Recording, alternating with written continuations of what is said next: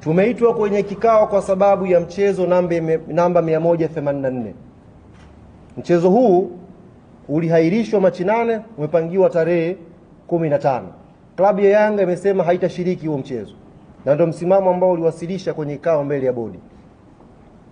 Ili tuweze kushiriki mchezo huo, tulikuwa na matakwa yetu mezani, na matakwa hayo jumla alikuwa 4.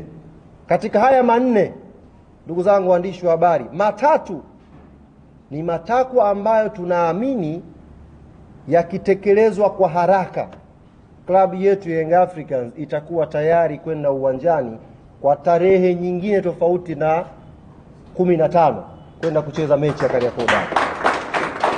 Lakini takwa moja katika hayo 4 ni takwa la muda mrefu, sio takwa la leo wala kesho. Kwa hiyo asitokee mtu akawadanganya kwamba klabu ya Yanga imekuja kuomba haya, akafu katika haya kuna mchakato sijui upitie uende wapi. Ni uongo. Tumeomba matakwa 4 na matakwa haya yapo kwenye phase 2, na barua yetu tuliyowasilisha bodi ya ligi imejielezea specific kwamba mkitekeleza matakwa haya 3 mbungi inapigwa. Ili moja ni takwa kwa ajili ya mpango wa muda mrefu. Matakwa haya 4 ni yapi? Na 3 ambayo specific tumeainisha ili yafanyiwe kazi tuweze kucheza pia ni yapi? La kwanza linakwenda sambamba na la pili. La kwanza, klabu ya Young Africans imetaka kuvunjwa mara moja na kujiuzulu kamati nzima ya uendeshaji na usimamizi wa ligi kuu Tanzania. Takwa hili linakwenda sambamba na takwa la pili la kujiuzulu kwa afisa mtendaji mkuu wa bodi ya ligi, CEO wa bodi ya ligi. Kwa nini takwa la kwanza na la pili linakwenda pamoja? Na kwa nini tumesema hili likitekelezwa klabu ya Young Africans iko tayari kucheza mchezo na 184?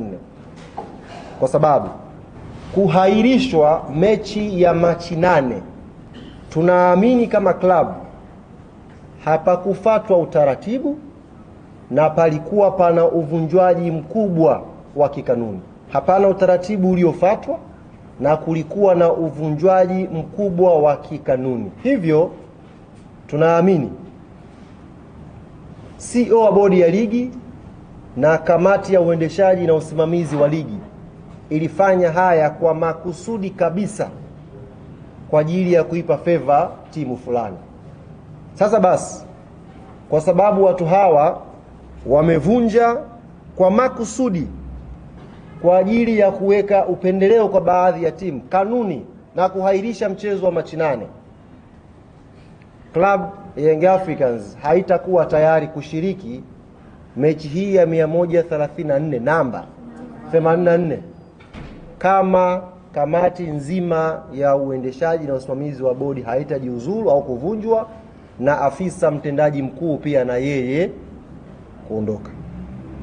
Jambo la 3 ilikuwa ni kujiuzulu kwa katibu mkuu wa TFF, ndugu Wilfred Kidao. Kwa nini uongozi wa klabu ya Young Africans umeweka hili kama takwa? Ndugu zangu waandishi wa habari, hiki kilio mmekuwa mkikisikia sana, na sio ukisikia, mmekuwa mkikiona. Kumekuwa na maamuzi ya hovyo, maamuzi mabovu kwenye michezo ya ligi kuu Tanzania msimu huu.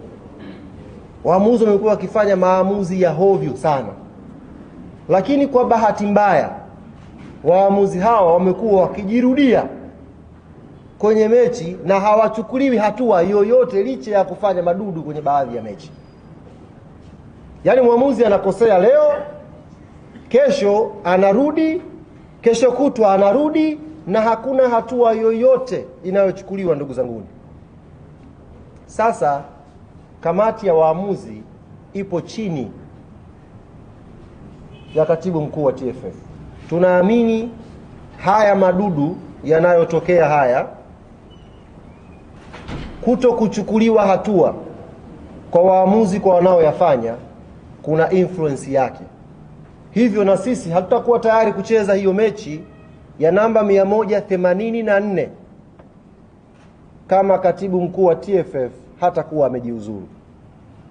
hatutakuwa tayari kupeleka mechi pale the same referees kwenye chombo kile kile, mtu yule yule, na tukapeleka timu.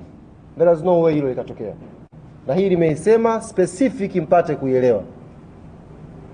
Katibu mkuu wa TFF, kamati ya waamuzi ina ripoti kwake, na madudu yote ambayo yanapigiwa kelele na klabu ya Young Africans imeainisha kwenye ripoti yake mbele ya bodi ya ligi. Kila kosa la waamuzi tumeliainisha mbele ya bodi ya ligi, na makosa haya, masikitiko yetu ni kwamba watu hawachukuliwi hatua licha ya kukosea. Wanarudi tu, yani wanarudi. Mtu anakosea leo anapangiwa mechi Jumatano, Jumatano anakosea anapangiwa mechi Jumamosi. Repetition hii uongozi wa klabu ya Young Africans hauoni kama katibu mkuu wa TFF anastahili kuendelea kwenye nafasi yake, kwa sababu hakuna haki inayopatikana